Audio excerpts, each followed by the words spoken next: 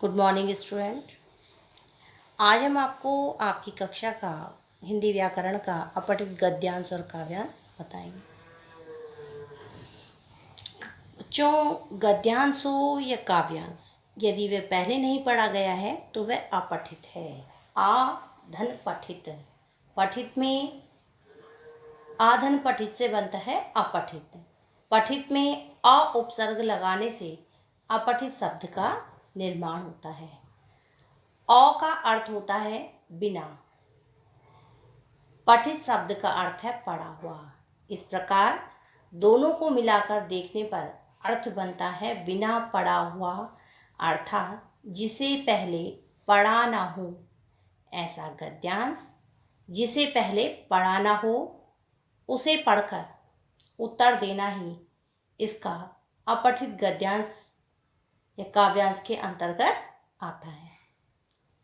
अपठित हल करते समय हमें निम्न बातों का ध्यान में रखना चाहिए कि गद्यांश हो या काव्यांश, उसको सतर्कता से पूरा पढ़ें, उसमें निहित केंद्रीय भाव को समझने का प्रयास करें। प्रश्न के उत्तर गद्यांश से ढूंढकर अपनी भाषा में संक्षिप्त रूप में लिखें। उत्तर के लिए दिए गए विकल्पों को सावधानीपूर्वक समझकर सही उत्तर का चुनाव करें। जीवन मूल्य पर आधारित प्रश्नों के उत्तर गद्यांश या काव्यांश में नहीं होते हैं।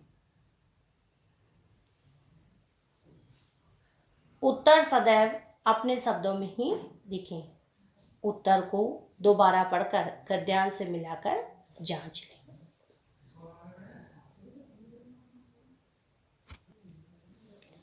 बच्चों, अपठित गद्यांश में आपको जो है एक गद्य का एक पैराग्राफ दिया होगा, उसमें तुम्हें प्रश्न ढूंढ के लिखने होते हैं। और काव्यांश में यहाँ हम आपको काव्यांश का एक प्रतिरूप बता देते हैं। एक सुबह दरवाजा खोलते ही एक हल्की आवाज कानों से टकराई। 2 कदम बढ़कर झांक कर देखते ही सिसकियां लेती एक औरत कढ़ाई। बाबूजी किसी तरह है जान बचाई। अंधेरी में सिकुड़ती वह थोड़ा और घबराई। गोद में छिपी बच्ची रो पड़ी। अभी से माँ का साथ निभाने निकल पड़ी। पति ने निकाल दिया इसके जन्म पर। सबसे कहा तीसरी बेटी है, थोड़ा शर्म कर।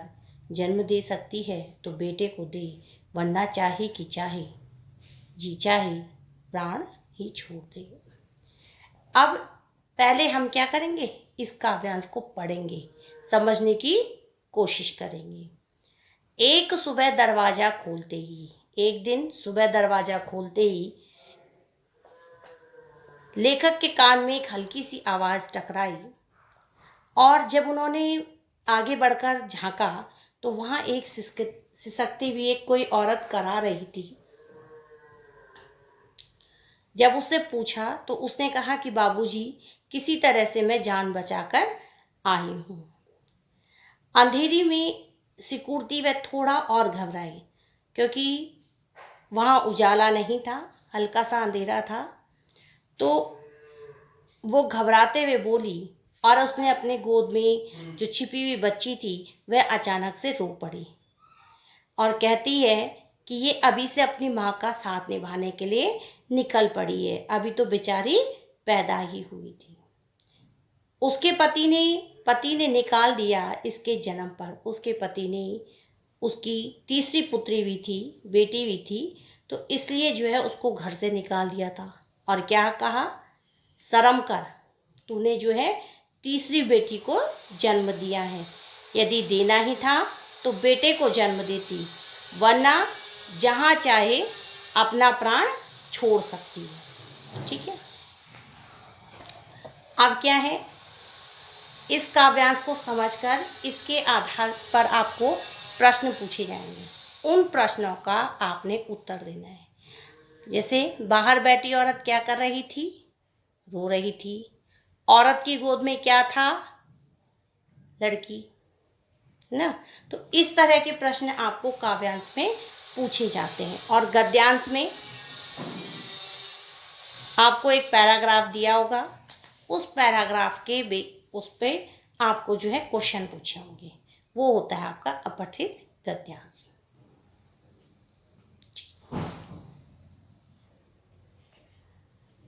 जैसे एक नरभक्षी तेंदुए ने सबको परेशान कर रखा था, और प्रश्न अगर ये होगा कि सबको परेशान किसने किया था, नरभक्षी तेंदुए ने, तो इस तरह से आपको गद्यांश में प्रश्न पूछे जाएंगे।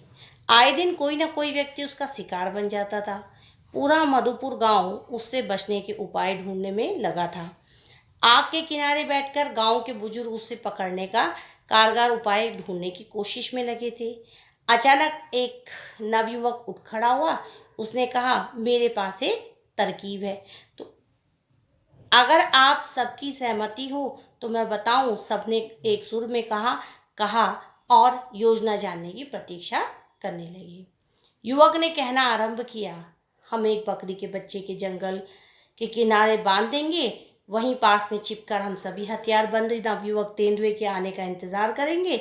जैसे ही तेंदुआ बकरी के बच्चे पर झपटेगा, हमें उसे मार देंगे। अब योजना सभी को पसंद आई। सबने अगले दिन के लिए सहमति भी दे दी। कल योजना के अनुसार कार्य किया जाएगा। अचानक 10 वर्षीय गोपाल उठ खड़ा हुआ। वह बोला, बकरी के बच्चे की जगह आप सब मुझे बांध दें, मैं तैयार हूँ, पर बकरी के बच्चे को ना बांधे। इतना सुनते ही उसके पिता रमदीन ने उसे डांटा और कहा, तू क्या कह रहा है, ऐसा तूने सोच भी कैसा लिया, तेरे बिना हम कैसे जिएंगे, तेरी माँ का क्या होगा। उसकी माँ की आंखों से आंसुओं की धारा बह रही थी। गोपाल बोला, तो क्या आपने सोचा कि बकरी के बच्चे की माँ का क्या होगा, वैसे कैसे रह पाएगी। सभी स्तब्ध थे। मुखिया ने कहा, योजना बदली जाए, बिना किसी की जान लिए को जोखिम में डाले ही तेंदुए को पकड़ना होगा। अब मधुपुर गांव के लोगों की क्या परेशानी थी। उनकी परेशानी थी कि उनके गांव में आए दिन तेंदुआ क्या कर रहा था, शिकार कर रहा था। नवयुवक ने तेंदुए को पकड़ने की क्या सलाह दी, तो क्या सलाह दी थी कि बकरी के बच्चे को जो है हम जंगल के किनारे बांध देंगे, और जैसे ही शेर उस पर तेंदुआ उस पर झपटेगा, हम जो है तेंदुए को मार देंगे। ठीक। गोपाल का सुझाव क्या था। गोपाल का सुझाव यह था कि बकरी के बच्चे की जगह आप मुझे बांध दें। ठीक। तो आपको अपठित गद्यांश और काव्यांश समझ में आ गया होगा। धन्यवाद।